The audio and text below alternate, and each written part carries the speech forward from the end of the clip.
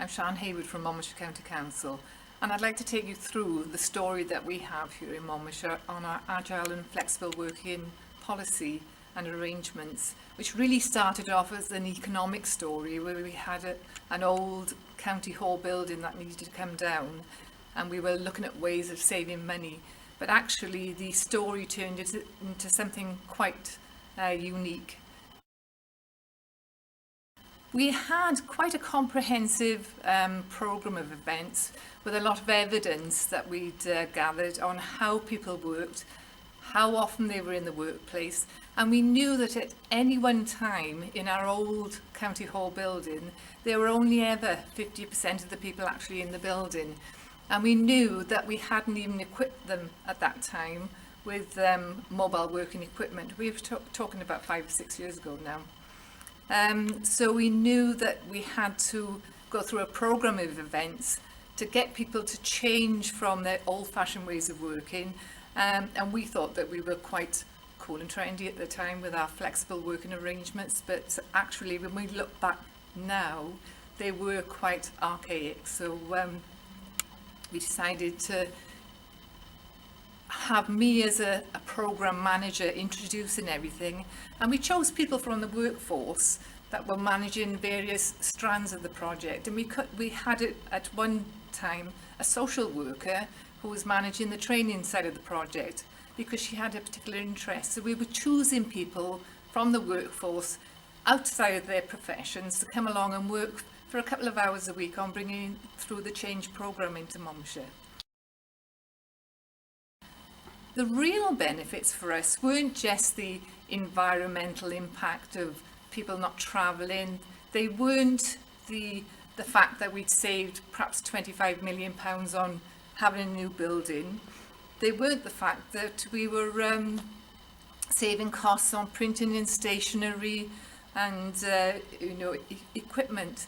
The real benefits were in the foundations that we laid for change.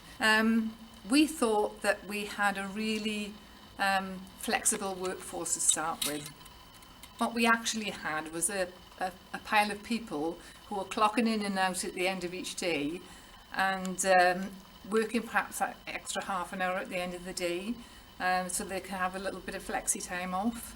When we look back at those arrangements now, we wonder why on earth did we force people to be in the workplace or away from the workplace during the lunch hours at the very time when all of our customers wanted to come in and actually visit us.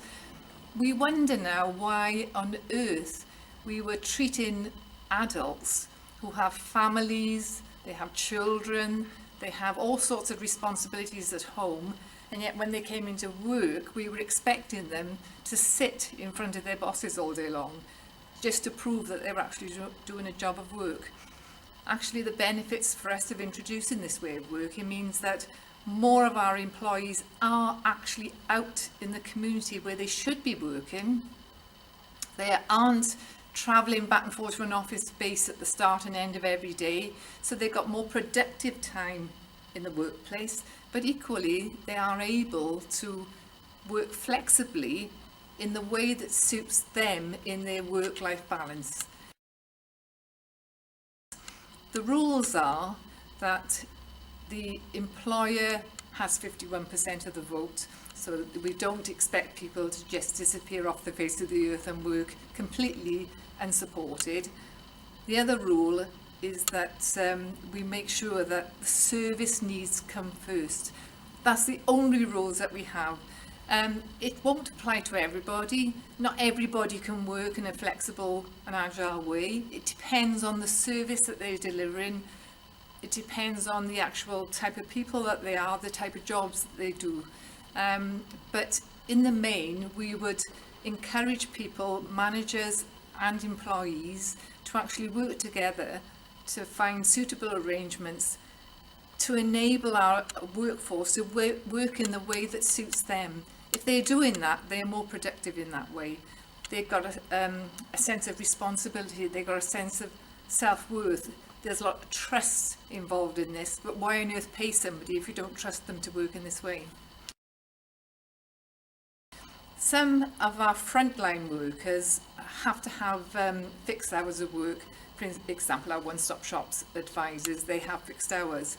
Having said that, there's flexibility in amongst those frontline workers where they can actually have their lunch hour or go to a pottery class at 10 o'clock in the morning for a couple of hours, and then that means that they're actually covering the one-stop shop desk at the time when most people actually want to contact the council. So there's flexibility in every arrangement. We also have we've experimented with some of our care workers in our Raglan project, and that project specifically means that our care workers, who are predominantly female, that they, instead of giving them a client list and a rota that they have to visit those clients at a particular time every day, that actually what they can do is they get the client list and their care needs, and the workers themselves decide their own rotas between them and the client. That gives the actual workers a better sense of responsibility, a better sense that they need to put the service needs first. It's given them a lot of self-worth. It's given them a lot more reason to come to work, because they can work out their needs between them and the client rather than being told this is your rota and this is what you have to do. It's a responsible adult approach to working, and that's from around about a couple of hundred of our frontline workers. That's been one of our biggest questions from our managers, and my response to that is actually we should be working on outcomes and outputs rather than working on whether somebody sat in front of you may be doing nothing at all day long. And I sort of get the feeling that if a manager doesn't know whether their employee is producing something, that's a management issue rather than an employee issue. You don't need to have somebody sat in front of you to know that they've produced something, that the outcomes are there. Some of the success factors for us are the trust that we've got in the organisation, the fact that we've got people emerging now with more flexible mindsets. They're not sat in front of in the same desk every day with the same people. Right from the top of the organisation down, we all work in exactly the same way.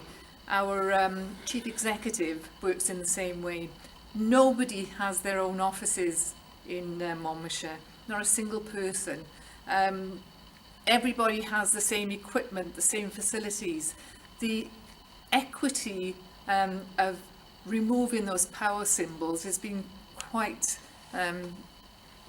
it's exclusive to us, and that's been a marvellous thing because it's been led right from the very top. That shows to our workforce that we really mean business here, and that we mean to treat everybody exactly the same, that they're all equal in our eyes, no matter what salary they earn, no matter what jobs they do. Flexible working for me has meant that I haven't really had to change my career path or my career aspirations. I thought that when I had my little girl that I would have to go part-time because I would have to look after my daughter as well as do my job. However, because the working practice allowed me to stagger my working day, at some stages I worked partly in the morning before my husband went to work, and then in the evening when he came home from work. It meant that I could get the job done but not have to go part-time.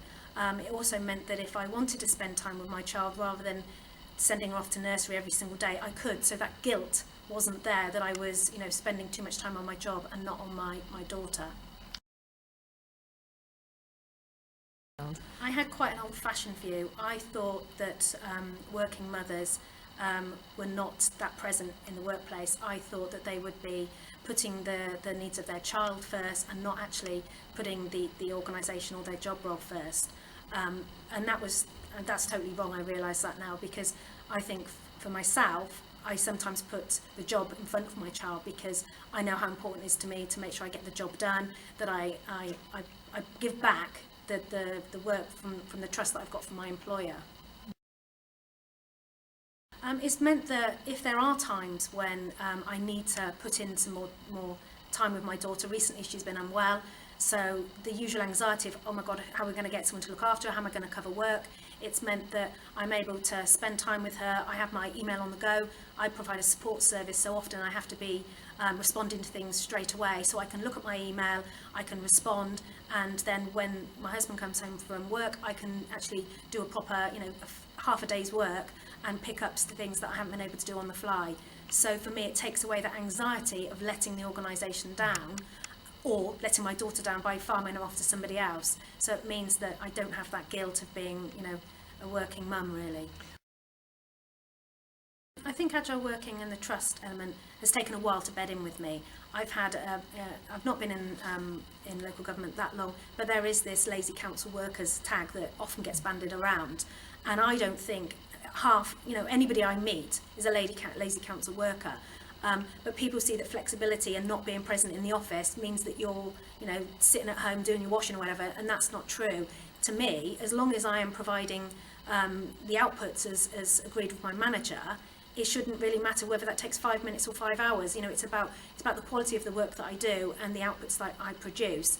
And often being away from the office means that I can concentrate things and get a lot more done than if I'm in an office chatting to people or making a coffee or whatever. So I think there is a degree of your own conscientiousness or your own drive to get things done. But if you've got that trust in your employer and in that they believe that you will do your best, then that's when you will step up to the plate and do the best for them as well.